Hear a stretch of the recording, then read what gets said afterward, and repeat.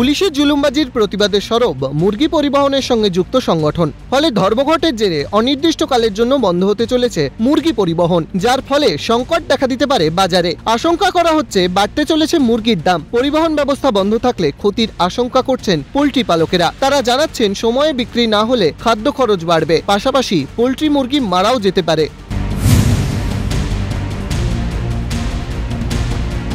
পূর্ব মেদিনীপুরের বিভিন্ন এলাকায় ধর্মঘটের ফলে মুরগির দাম বাড়তে চলেছে। ফলে লাভের মুখ দেখতে পাবেন কিনা চিন্তায় পোল্ট্রি পালকরা।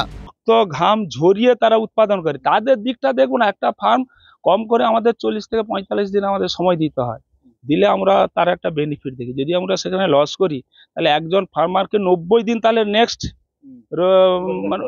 নেক্সট যে ব্যাচটা হয় তার জন্য তাকে সেই লসটাকে কভার করার জন্য দাঁড়াতে হয়। কারণ এই বিজনেসে অনেকেই যুক্ত, অনেক বেকার যুক্ত, লক্ষ লক্ষ বেকার যুক্ত। তো সরকার যদি একটা নির্দিষ্ট রেটে সহায়ক মূল্যে যদি মুরগি কেনে তাহলে আমাদের প্রচুর লাভ হবে।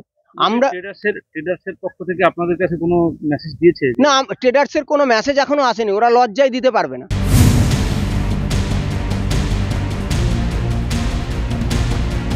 পোল্ট্রি পরিবহন ব্যবস্থা বন্ধ থাকার কারণে পোল্ট্রি ফার্ম থেকে মুরগি নিয়ে যাওয়া বন্ধ করে দিয়েছেন মুরগি ব্যবসায়ীরা, আর তাতেই ক্ষতির আশঙ্কা করছেন পোল্ট্রি পালকরা।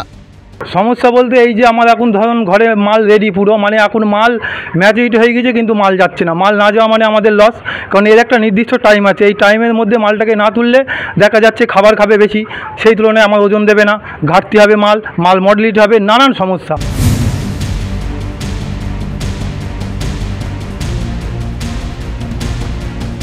কাটোয়া মার্কেটে গাড়ি এলেও চাহিদা অনুযায়ী জোগান নেই। ফলে কাল থেকে গাড়ি না এলে মুরগির মাংস মিলবে না, এমনটাই মনে করছেন মুরগি ব্যবসায়ীরা।